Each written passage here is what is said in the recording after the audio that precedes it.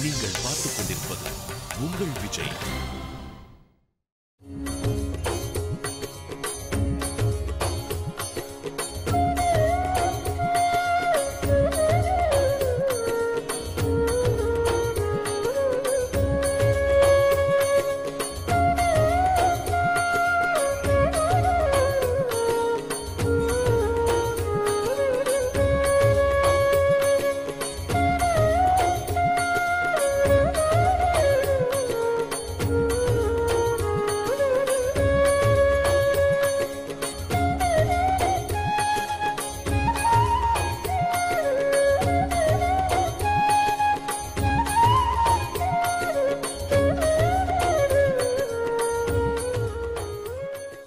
தண்டவத் சுவாமிஜி அப்படின்னு ஒரு சுவாமிஜியினுடைய கதை சொன்னேன். அவருக்கு என்ன பேருன்னா, யாரை பார்த்தாலும் நமஸ்காரம் பண்ணிட்டே இருப்பார். மனுஷர்கள் மட்டும் இல்லை, பசுமாடை பார்த்தா பண்ணுவார், ஆட்டை பார்த்தா பண்ணுவார், கோழியை பார்த்தா பண்ணுவார். ஏன்னா எல்லாருக்குள்ளேயும் பகவான் இருக்கான் அப்படிங்கிறதுனால. ஒரு நாளைக்கு ஒரு செத்துப்போன கழுதையை பார்த்து நமஸ்காரம் பண்ணுன்னு அவரை பார்த்து கிண்டல் பண்ணினவர்கள் பண்ண, அவர் அப்படி பண்ண அந்த கழுதைக்கு உயிர் விட இந்த சேதி ஏகநாத சுவாமிக்கு போன உடனே, ஏண்டா இந்த மாதிரி சித்திகள்லாம் காண்பிக்கிற அப்படின்னு சொன்ன உடனே அவர் அப்படியே சித்தி ஆயிட்டார். அவருடைய சமாதி. அதுக்கு பக்கத்தில் ஒரு சின்ன சிவலிங்கம். ஏகநாதருடைய காலத்திலே ஏகநாதர் காசிக்கு போயிட்டு வந்தார் அப்படின்னு இருக்கு. அவர் ராமேஸ்வரம் வர முடியலை. அந்த கனவுல நீ காசியிலே கங்கையிலிருந்து எடுத்துட்டு வந்த தீர்த்தத்தை இந்த லிங்கத்துக்கு அபிஷேகம் பண்ணினாலே உனக்கு ராமநாத சுவாமிக்கு அபிஷேகம் பண்ணின புண்ணியம் கிடைக்கும்னு கொள்ளக்கூடிய சிவலிங்கம். இதையும் நீங்க தரிசனம் பண்ணிக்கணும். சாலிவாகனனுடைய தூண், எருமாட்ட வேதம் சொன்ன வச்ச இடம், தண்டவத் சுவாமிஜியினுடைய சமாதி, பக்கத்தில் இருக்கக்கூடிய சிவலிங்கம். இதை பார்த்த பிறகு நம்ம முக்கியமாக ஒரு இடம், ஏகநாதருடைய வீடு. அந்த ஏகநாதருடைய வீட்டிலே வாசல்லே தத்தாத்திரேயர் இருக்கார். எங்கும் இல்லாத அதிசயமா அப்படிங்கிறதுக்கு ஏன் இருக்காருங்கிற கதையை சொன்னேன். அதை கவனித்து பாருங்க. உள்ளே போனால் அவருடைய பூஜையில் இருக்கக்கூடிய விஜய விட்டலன் இடுப்பில் கை வச்சுக்காம ஒரு கையை இப்படி வச்சுருக்கான். அதற்கும் காரணம் சொன்னேன். அந்த விட்டல மூர்த்தியை பாருங்கோ. அந்த வீட்டிலே ஓரத்தில் ஒரு கிணறு இருக்கு. அதிலிருந்து தான் கண்டியா கிருஷ்ணன் கிணறுல இருந்து தீர்த்தம் எடுத்த கிணறு அது. பகவானே பாண்டுரங்கனே குழந்தையா சேவை பண்ணின இடம். அவன் சந்தனம் அரைச்ச சந்தன கட்டை, அந்த கல், அதெல்லாம் பார்க்கலாம். ஏகநாதரை பற்றி சொல்லும் பொழுது, கிரகஸ்தோ தனவான் நித்தியம் சஜ்ஜன ஆராதன பிரியகா, நித்தியம் எல்லாருக்கும் அன்னதானம் போடுவார். அவருக்கு நிறைய கொஞ்சம் கரும்பு தோட்டங்கள்லாம் இருந்தது. அதனால எல்லாரையும் எப்படியாவது பஜனைக்கு வரவழைக்கணும் அப்படின்னு ஆசை கொண்டதுனால அவர் என்ன பண்ணுவாராம், எல்லாரும் பஜனைக்கு வரவாளுக்கெல்லாம் கொஞ்சம் 1 கிலோ 2 கிலோ சர்க்கரை கொடுப்பாராம். அப்படியாவது வரட்டமே அப்படின்னுட்டு. அந்த வீட்டில் போனால் அவர் நித்தியம் அன்னதானம் பண்ணியிருக்கார் அப்படிங்கிறதுக்கு பிரமாணமாக அந்த வீடு விசாலமாக இருக்கு. நம்ம தஞ்சாவூர் பக்கம் கிராமங்களில் பெரிய பெரிய வீடை பார்க்கிறோமே, அந்த தாழ்வாரத்தோட 2 தூண். ஒரு தூண் அடியில் உட்கார்ந்துட்டு தான் ஏகநாத சுவாமி கதை சொல்றதும் நாமகீர்த்தனம் பண்றதும், பக்கத்து தூணில் நின்றுண்டு கண்டியா கிருஷ்ணன் விசிறதும், தம்புரா போடுறதும், தாளம் போடுறதுமா இருக்கக்கூடிய அந்த 2 தூண். ஏகநாதருடைய பரம்பரையில் வந்தவர்கள் ஏகநாதருடைய அந்த அபங்கங்கள் எல்லாம் பிரதி எடுத்து வச்சிருக்கிறதுடைய எல்லாம் அந்த ஓலை சுவடைகள். ஏகநாதருடைய தாத்தா பானுதாசர், அவர் சூரியனை உபாசனை பண்ணினவர். அவரும் அந்த வீட்டில் தான் இருந்தார். ஏகநாதருடைய பரம்பரையிடையும் ஒரு மகாத்மா வரார். அதெல்லாம் அங்கே பார்க்கலாம். உத்தவன் அவருக்கு ஒருத்தன் இருந்து சேவை பண்ணிட்டு இருந்தான். இதெல்லாம் அந்த வீட்டில் போகும்பொழுது நம்மளுடைய மனசு அப்படி போய், ஏகநாதர் வாழ்ந்த வீடு, அவர் பூஜை பண்ணின அதே பாண்டுரங்கன், அதே உட்கார்ந்துட்டு இருந்த தூண், கண்டியா கிருஷ்ணன் இருந்த இடம், அவன் கிணத்துல தண்ணி எடுத்தது, அவன் அரைச்ச சந்தனக்கல், அப்படி மனசை அந்த அப்படி கொண்டு போனாதான் அதெல்லாம் நம்ம அனுபவிக்க முடியும். ஏகநாதருடைய வீட்டை பார்த்துட்ட உடனே ஏகநாதருடைய சமாதி. ஏகநாதர் சந்நியாசம் வாங்கிக்கல, இல்லறத்துல தான் இருந்துட்டு இருந்தார். சாஸ்திரம்லாம் என்ன சொல்றதுன்னா, இல்லறத்தில் இருக்கிறவர்கள் சந்நியாசம் இல்லறத்தில் இருக்கிறவர்கள் அவர்களை தகனம் எரிக்கணுமே தவிர சமாதி வைக்கக்கூடாது. ஆனால் ஏகநாதரோ பகவானை பார்த்தவர், அவர்களுடைய பக்தர்களுக்கெல்லாம் அவரை சமாதி வைக்கணும் அப்படிங்கிற ஒரு ஆசை இருக்குது.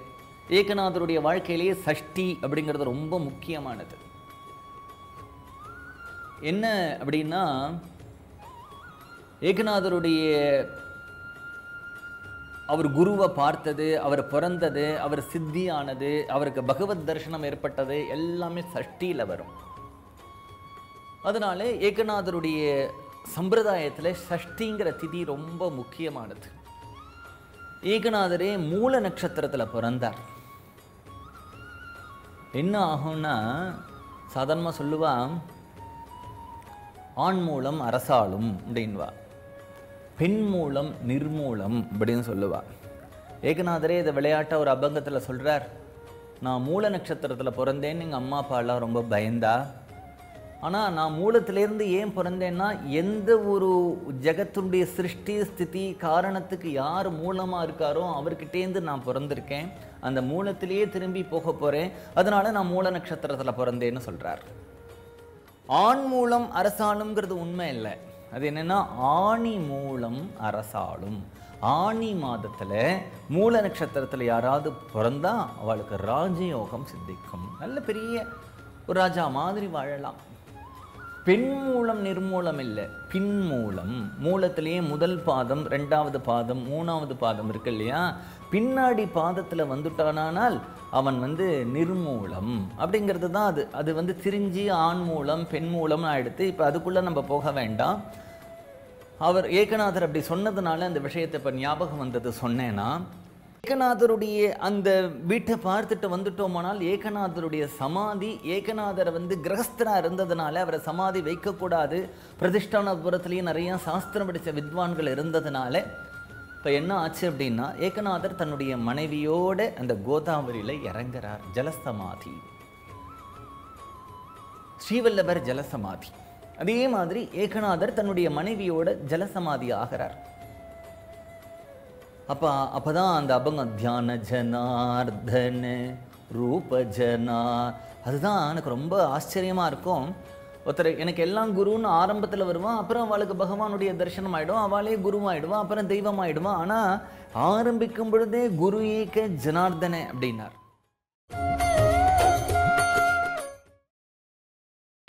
நீங்கள் பார்த்துக் கொண்டிருப்பது உங்கள் விஜய். குரு மாதா, குரு பிதா, குரு அமுச்சி குலதேவதா அப்படின்னார். முதல் அபங்கம் சித்தி ஆகும்போது பார்த்தா, எனக்கு எல்லாம் தியான ஜனார்தன, ரூப ஜனார்தன, எனக்கு அம்மா ஜனார்தனன், அப்பா ஜனார்தனன், நண்பன் ஜனார்தனன் அப்படின்னுட்டா அவருடைய வாழ்க்கையில் குருவை தவிர வேறு எதுவுமே இல்லாமல் வாழ்ந்தார்.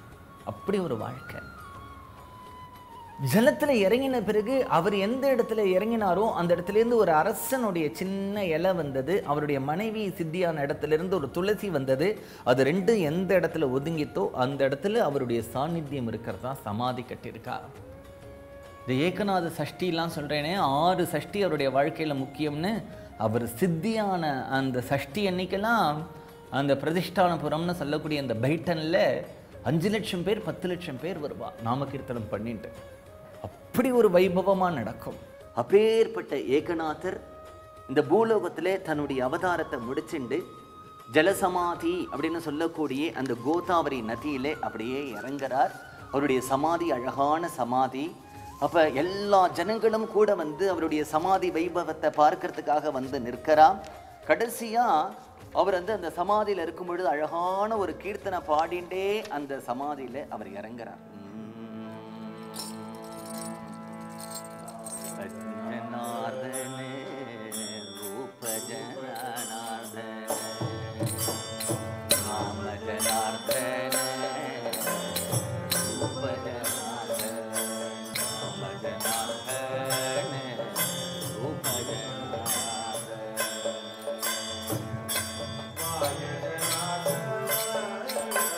பாப ஜனார்தனே மாய ஜனார்தனே பாப ஜனார்தனே ஜனார்தனே சர்வ மாதா ஜன ஜனார்தனே சர்வ மாதா தன்னுடைய வாழ்க்கையை ஆரம்பிக்கும் பொழுது குரு பக்தியில ஆரம்பிச்சார். அவருடைய குரு அவருக்கு தத்தாத்திரேயருடைய தரிசனத்தை காண்பிச்சு கொடுத்த பொழுது கூட, யார் இந்த தரிசனத்துக்கு ஆசைப்பட்டா எனக்கு குருவுடைய தரிசனம் போறோம்னார். அப்படிதான் அவருடைய வாழ்க்கை ஆரம்பிச்சது. ஆரம்பிக்கும் பொழுது மட்டும் அவருக்கு குரு பக்தி இல்லை. அவர் இந்த சரீரத்தை விடும் பொழுது கூட அந்த அபங்கத்துல அவருடைய குரு பக்தி எப்படி இருக்குங்கிறார். நான் அந்த உலகத்துல கேட்கக்கூடிய சப்தங்கள், த நேம் எல்லாத்தையும் எப்படி பார்க்கிறேனார். நாம ஜனார்தன ரூப ஜனார்தன, என்னென்ன பார்க்கிறேனோ எல்லாம் எனக்கு குருவா தெரியறது. நாம ஜனார்தன ரூப ஜனார்தன. நான் இது நாள் வரைக்கும் என்னுடைய தியானத்திலே நிரந்தரமா நின்னது யார்னா, நாம ஜனார்தன ரூப ஜனார்தன.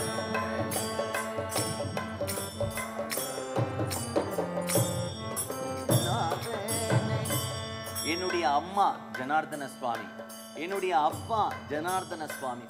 மாய ஜனார்தன பாப ஜனார்தன. இங்க இருக்கலே கரையில எல்லா ஜனங்களையும் பார்க்கனே. ஜன ஜனார்தன சர்வே மாதா ரூப ஜனார்தன.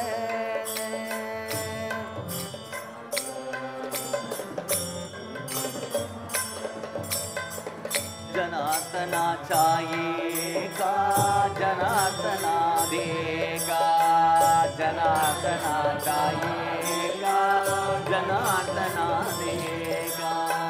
जनी बनी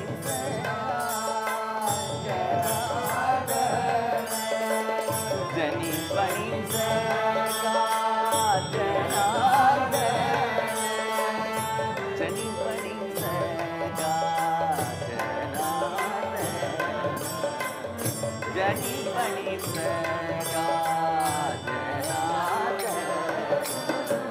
நான் இப்போ உட்கார்ந்து இருக்கிற இடம் பிரதிஷ்டானபுரம்னு சொல்லக்கூடிய பைட்டக்கில் கோதாவரி நதிக்கரையில் உட்கார்ந்துருக்கேன். இங்கே இது என்ன சமாதி அப்படின்னுட்டா, ஏகநாத மகாராஜனுடைய சமாதி. மகான்கள் எல்லாரும் பிறக்கும் பொழுது ஒரே மாதிரி தான் பிறக்கிறா. ஆதிசங்கரர் அம்மாவுடைய வயிற்றிலிருந்து தான் பிறந்தார். ராமானுஜரும் அப்படிதான் பிறந்தார். மத்வரும் அப்படிதான் பிறந்தார். ராகவேந்திரரும் அப்படிதான் பிறந்தார். வள்ளலாரும் அப்படிதான் பிறந்தார். மகான்கள் பிறப்புல அது ராமனா இருந்தாலும் கிருஷ்ணனா இருந்தாலும் கூட எந்த வித்தியாசமும் நம்ம பார்க்கல. ஆனா மகான்கள் தன்னுடைய தேகத்தை விடும் பொழுது பலவிதமா விடுறா. ஸ்ரீமத் பாகவதத்திலே பிரபாச கஷேத்திரத்திலே கிருஷ்ணன் அப்படியே மறைஞ்சு போனார் அப்படிங்கிறது இருக்கு. ஒரு பெரிய மின்னல் தோன்றித்து, அந்த மின்னல் பாகவதம்ங்கிற புஸ்தகத்துக்குள்ள புகுந்துடுத்து அப்படின்னு சொல்லியிருக்கு ஸ்ரீமத் பாகவதத்துல. வள்ளலார் அப்படிங்கிற மகாத்மா ஒரு அறைக்குள்ள போய் கதவை சாத்திண்டார், அப்புறம் அவரை காணும் அப்படின்னு சொல்லியிருக்கு. ராகவேந்திர சுவாமிகள், பகவன் நாம போதேந்திர சுவாமிகள், நெரூர்ல இருக்கக்கூடிய சதாசிவ பிரம்மேந்திரால் இவர்கள் எல்லாம் உயிரோடையே கீழே போய் இறங்கிண்டா அதுக்கு ஜீவ சமாதி அப்படின்னு பேரு. ஆளுந்தியில இருக்கக்கூடிய ஞானேஸ்வரரும் ஜீவ சமாதி. திருவசிநல்லூர்ல இருக்கக்கூடிய ஸ்ரீதரையாவால், மீரா, அஷ்டபதி எழுதின ஜெயதேவர், சைத்தன்ய மகாபிரபு போன்றவர்கள் எல்லாம் ஒரு கோவில்ல போய் சுவாமியோடு அப்படியே போய் மறைஞ்சு போயிட்டா. ஒருத்தர் ஜீவசமாதி ஆறார், ஒருத்தர் மறைஞ்சு போறார், ஒருத்தர் ஒரு ரூம்குள்ள சாத்திண்டு அவரை கதவை காணும். சில பேர் தன்னுடைய சரீரத்தை அப்படியே ஜோதியாக்கி ஜோதியில கலந்து போயிருக்கா. அதே மாதிரி ஜலசமாதி அப்படிங்கிறது மகான்கள் சில பேர் சரீரத்தை விடுவா. வல்லபர் அப்படிங்கிற மகாத்மா திரிவேணி சங்கமம்னு சொல்லக்கூடிய அலகாபாத்ல கங்கை, யமுனை, சரஸ்வதி மூணும் சங்கமிக்கக்கூடிய இடத்துல ஜலசமாதி ஆனார். ஏகநாத மகாத்மா சந்நியாசம் வாங்கிக்கல. அவர் இல்லறத்திலேயே இருந்தார், கிரகஸ்தனாகவே இருந்தார். கிரகஸ்தர்கள் இறந்தா அவர்களை அக்னி சம்ஸ்காரம் தான் பண்ணணும், நெருப்பு வைக்கணும். அவர்களை சமாதி பண்ணக்கூடாது அப்படிங்கிறது சாஸ்திரம். சந்நியாசம் வாங்கிண்டாதான் அவர்களை சமாதி பண்ணலாம். அப்ப ஏகநாதர் கடைசி வரைக்கும் அவர் சந்நியாசம் வாங்கிக்காத பொழுது ஏகநாதருக்கு எப்படி சமாதி வந்தது அப்படிங்கிற ஒரு கேள்வி வரும். ஏகநாதர் தன்னுடைய வாழ்க்கையை இந்த பூ உலகத்துல முடிச்சு அவர் கிளம்பும் பொழுது இந்த கோதாவரிக்கு வரார்.